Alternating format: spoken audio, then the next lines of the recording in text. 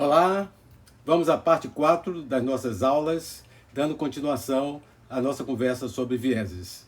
Como temos enfatizado em aulas anteriores, a medicina baseada na evidência começa pela questão, naquele formato PPR, a pesquisa das fontes de evidência, a avaliação crítica, tendo os vieses, os resultados e a validade externa, ou seja, a aplicação para a prática.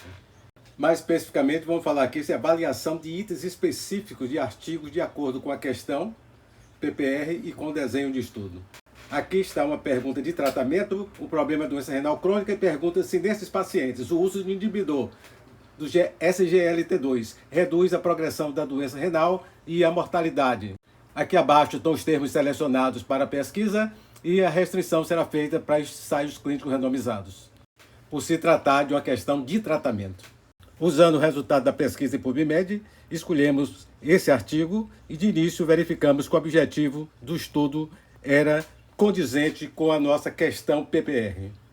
Geralmente o primeiro item que olhamos no artigo é o abstract, e por aqui já vemos que se trata de um ensaio clínico randomizado.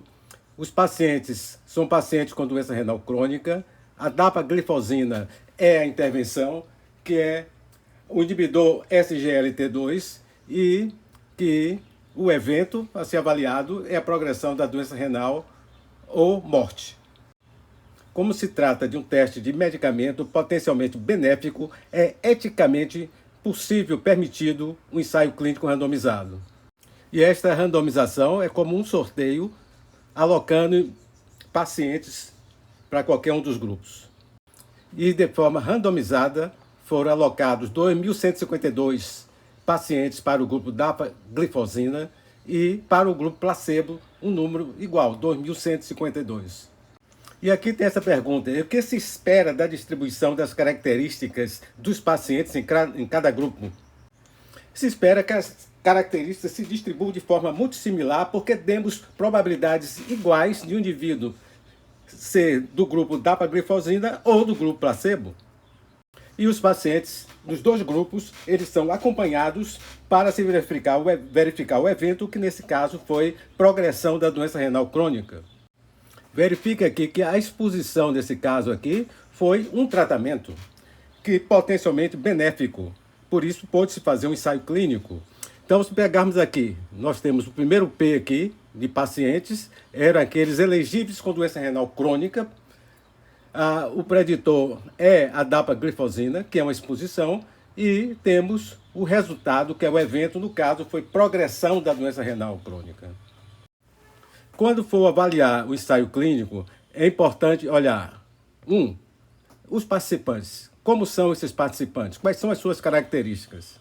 No caso, pacientes adultos com diabetes tipo 2, é importante verificar também critérios de inclusão e exclusão, o que vai ser importante para avaliar a validade externa do estudo. Quanto à questão do preditor, como foi feito os procedimentos de randomização? Nós sabemos que ele é randomizado, mas ele foi duplo cego. É importante para avaliarmos o quanto esse estudo foi propenso a viés de informação.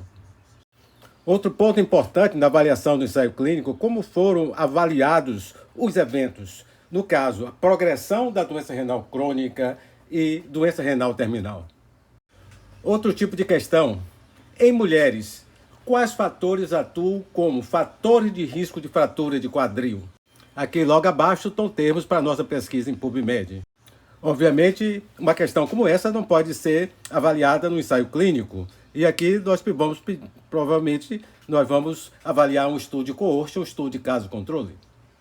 Da lista de PubMed, escolhemos esse artigo e observamos que o objetivo do trabalho era compatível com a nossa questão PPR.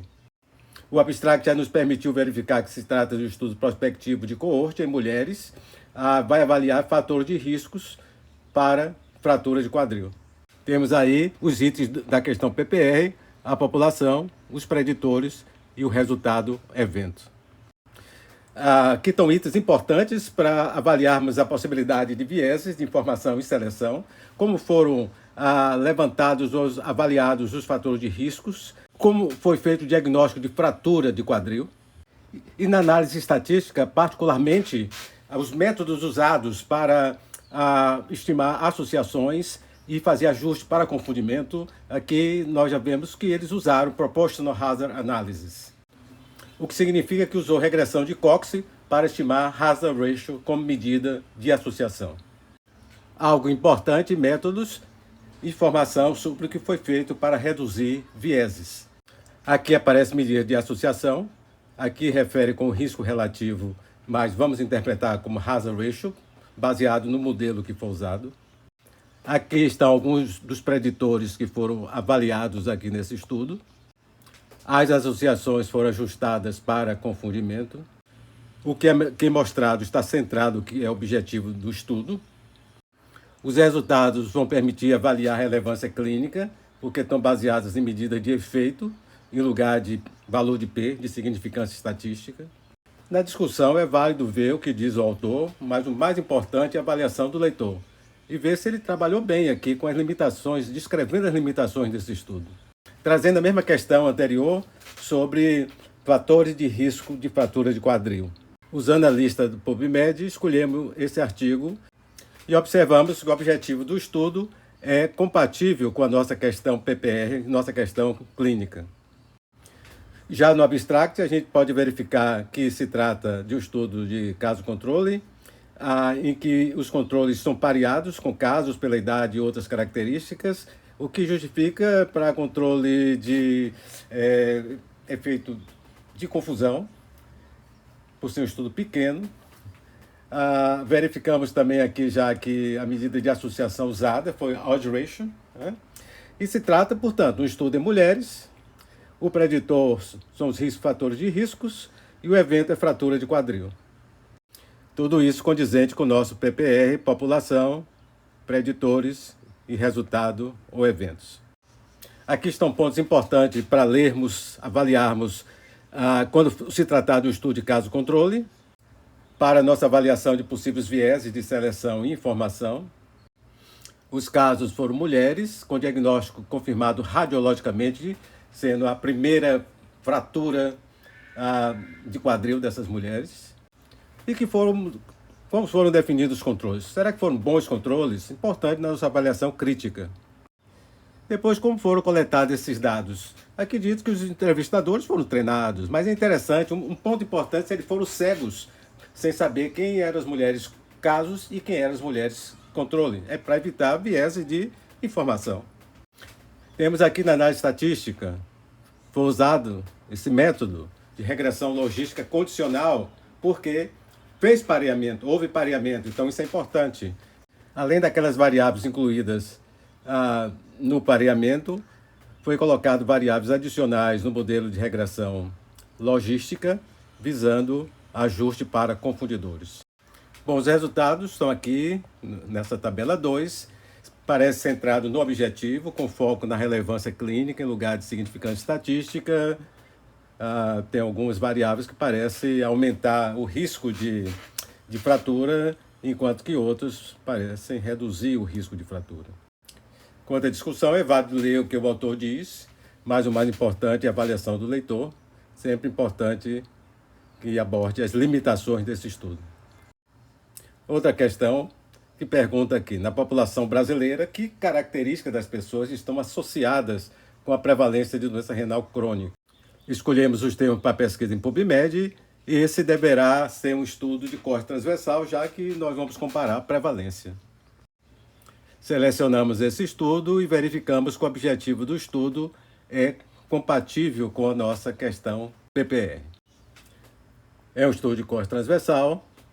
A população desse estudo aqui são empregados de universidades e instituições de pesquisa aqui do Brasil. As variáveis de exposição, os preditores, né? Tem aqui as variáveis de maior interesse, são as variáveis sociodemográficas, e o evento é doença renal crônica. Foi usado regressão logística para ajustar para variáveis de confusão. Observe que a regressão logística não vai dar diretamente razão de prevalência, e sim odds ratio. No resultado, é mostrado uma prevalência de doença renal crônica de aproximadamente 9%, mas a medida de associação é odds ratio. Ok, chegamos ao final da parte 4.